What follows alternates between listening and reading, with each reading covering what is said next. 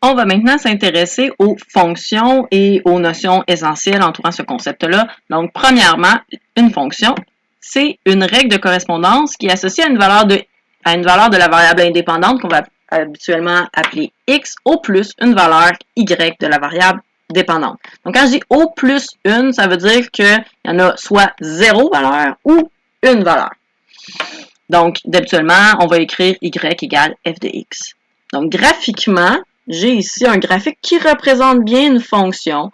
Je vois que ici, il y a une valeur de y, une et une seule, qui est associée à chaque valeur de x.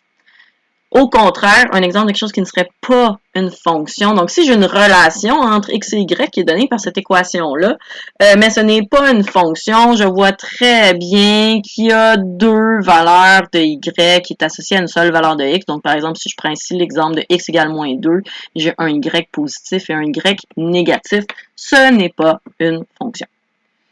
Donc, la notion de domaine.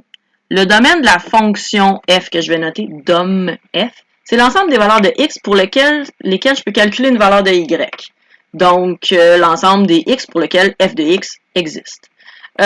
Donc, j'enlève du domaine les valeurs de x auxquelles je n'ai pas associé de valeur de y. Habituellement, ça va être parce que je ne suis pas capable de le calculer, on va voir les problèmes, ou en raison du contexte. Donc, ma fonction représente quelque chose et ce n'est pas logique que mon x, par exemple, soit négatif.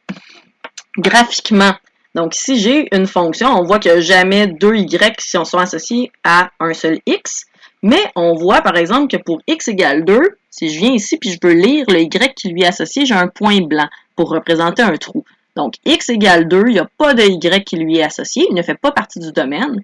Et puis on voit qu'on dirait que ça commence quand x est égal à moins 2. Donc, quand x est égal à moins 2, je vois un y qui est égal à 0, il n'y a pas de problème. Mais avant ça, par exemple, pour x égale moins 3, ou tout ce qui est entre moins 3 et moins 2, il n'y a pas de y qui est associé. Donc, ce qu'on voit ici graphiquement, c'est que le domaine de ma fonction serait de moins 2 jusqu'à l'infini en enlevant 2. Donc, ici, ça veut dire exclusion, donc en enlevant 2. On pourrait aussi avoir quelque chose comme ça. Donc, vous avez déjà vu ça, ce qu'on appelle les asymptotes verticales. Donc, ici, chaque valeur de x a un y associé, sauf x égale 2. Donc, ici, quand x est égal à 2, donc il y a comme un trou qui est sauté. Donc, ici, le domaine, ça serait les réels, sauf 2. Je pourrais aussi avoir quelque chose comme ça.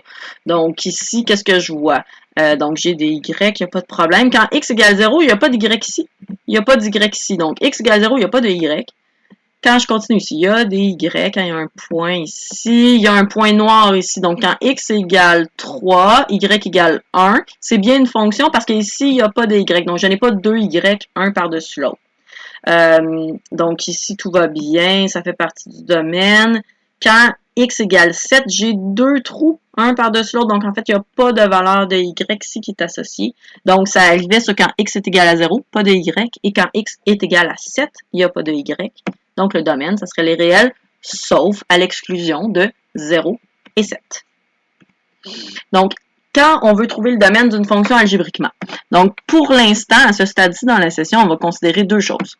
Je ne peux pas diviser par 0, ça me fait un résultat qui n'existe pas. Donc, si j'ai à diviser par 0, je ne peux pas calculer mon y. Donc, je dois enlever du domaine toutes les valeurs de x qui vont annuler un éventuel dénominateur. Je ne peux pas non plus prendre la racine paire d'un nombre négatif.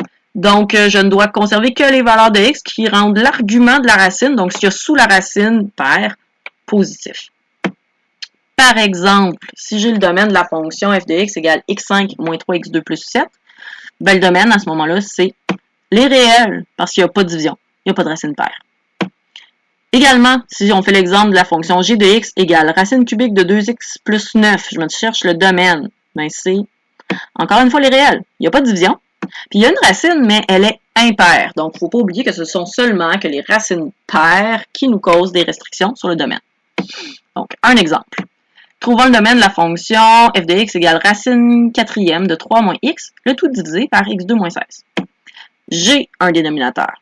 Ce qui veut dire que je dois exclure, enlever les solutions de l'équation x2 moins 16 égale 0. Je vais factoriser le membre de gauche, c'est une différence de carré. Ça me donne donc x moins 4, x plus 4 égale 0. Et par la règle du produit nul, je trouve donc deux solutions, x égale 4 et x égale moins 4. Ça, c'est des valeurs de x que je dois exclure du domaine. Mais j'ai aussi une racine paire. Donc, avant de conclure sur le domaine, je vais aller considérer ma racine paire. Donc, en dessous de la racine, je dois m'assurer que 3 moins x, l'argument de la racine, doit rester plus grand ou égal à 0. Ce qui veut dire que je devrais avoir 3 est plus grand ou égal à x, ou encore, si vous voulez le réécrire, x est plus petit ou égal à 3. Donc, maintenant, pour avoir le domaine, je dois mettre ces deux informations-là ensemble. Moi, j'aime bien le représenter sur une droite numérique. Donc, j'ai mes réels, mes valeurs de x possibles. Je sais, première étape, que je dois exclure moins 4 et 4. Donc, je mets des trous pour dire que ça ne doit pas faire partie du domaine.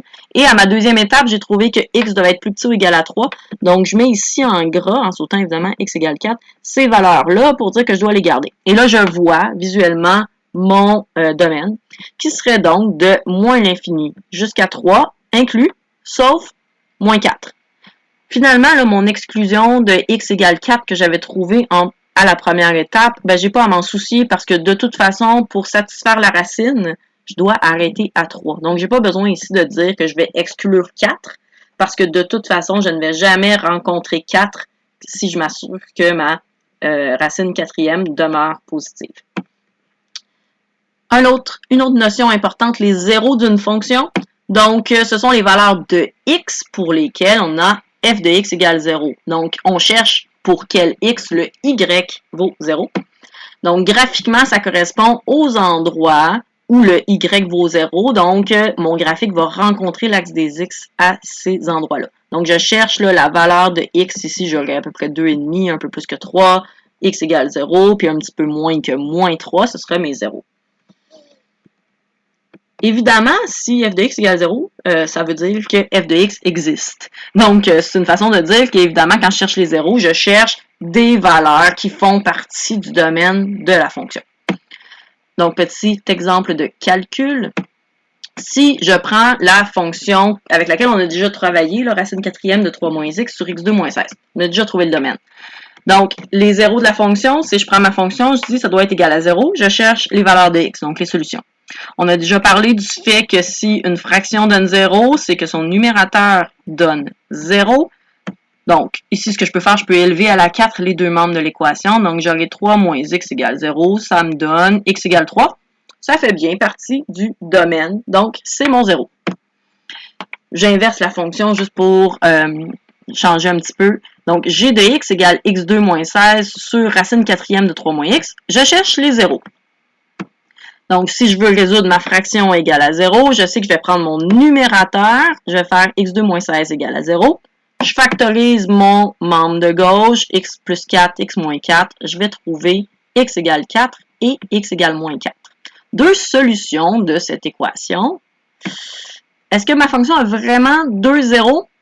Là, il faut faire attention, hein, je n'ai pas considéré le domaine. Je suis allée un petit peu trop rapidement, comme on risque de le faire parfois dans la session.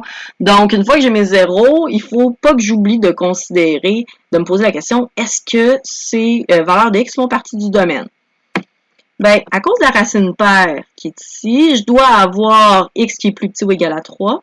Puis j'ai aussi une division, j'ai un dénominateur, donc il ne faudrait pas ici que mon x soit égal à 3. Ça m'amènerait à diviser par 0. Donc là, je me rends compte qu'une seule de mes deux solutions, j'avais x égale 4 et x égale moins 4, il y en a une seule qui respecte les conditions. X égale moins 4 est le seul zéro de la fonction. Donc, ne jamais oublier de considérer le domaine quand on cherche les zéros. Dernière opération bien importante, la composition de fonctions. Donc, si j'ai deux fonctions, f et g, je peux vouloir considérer f de g de x. Donc, en fait, ça veut dire que dans ma règle de f, je dois remplacer, ça ici d'habitude c'est x qui est écrit là, mais donc je dois remplacer mes x par dg de x. Exemple, si j'ai la fonction f de x égale x2 moins 3x plus 5. Si je veux calculer f de, ici je vous mets quelque chose d'autre que juste x, je veux calculer f de x plus 1. Ça veut dire que dans la règle de f de x, là, je vous le mets en vert, j'ai x à la 2 moins 3 fois x plus 5. Ben, à la place de x, je veux plus x, je veux x plus 1. Donc, partout où il y a des x, je les remplace par des x plus 1. Donc, f de x plus 1. À la place de x, je mets x plus 1. Première transformation qui était faite à x, il était mis à la 2. Donc là, c'est plus x qui doit être mis à la 2, c'est x plus 1 doit être mis à la 2. Ensuite, je dois soustraire 3 fois mon x. Mais à la place de ça, je vais soustraire 3 fois x plus 1. Plus 5, ça reste plus 5. Et donc, là, je peux développer mon carré. Là, x plus 1 à la 2 va me faire x2 plus 2x plus 1. Le moins 3 ici va venir se distribuer. Moins 3 fois x, moins 3 fois 1, plus 5. Et on peut ramasser les termes semblables. De la même façon, si j'avais h, là, c'est un nombre réel, mais je ne vous dis pas qu'est-ce qu'il est. Et je veux évaluer f de x plus h. Je vous rappelle, f de x, c'est x à la 2, moins 3 fois x plus 5. Alors, f de x plus h, à la place de mon x, je dois mettre x plus h. Donc, x était à la 2. À la place, j'aurai x plus h, qui est mis à la 2. Je vais faire moins 3 fois x, je vais faire moins 3 fois x plus h. Plus 5, plus 5. Et ensuite, bon, là, ici, j'ai fait les opérations. Vous pourrez développer le carré et distribuer le moins 3. Erreur à éviter. Le f de x plus h, on va avoir à faire ça durant la session. Donc, on parle tout de suite des erreurs à éviter. Évidemment, je vous en parle dans le guide des erreurs à éviter.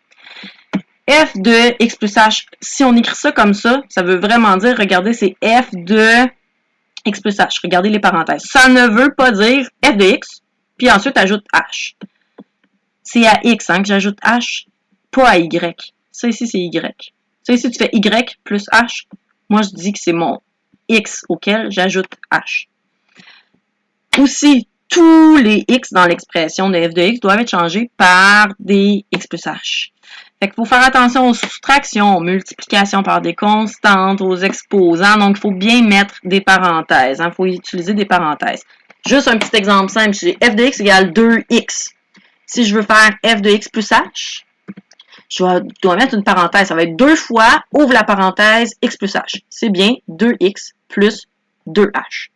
C'est pas 2x plus h. Hein? 2x plus h, ça c'est cette chose-là ici. Donc, bien important, vous allez utiliser autant de parenthèses que vous en avez besoin.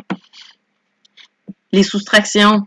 Si je veux faire 1 moins x, OK? F de x, c'est 1 moins x. F de x plus h, je dois faire 1 moins x plus h. Mais 1 moins, tout x plus h doit être soustrait. Donc, 1 moins, ouvre la parenthèse, x plus h. Ça fait 1 moins x moins h. C'était pas, quand je l'ai dit d'ailleurs, c'était pas clair souvent. Donc, c'est pas 1 moins x plus h. C'est 1 moins, ouvre la parenthèse, x plus h. Bien important de faire attention à ça. Donc, ça ici, je vous en parle dans le guide des erreurs à éviter, la section 5B, et on va le rencontrer dans la session. Il faudra ne pas oublier. C'est bon conseil.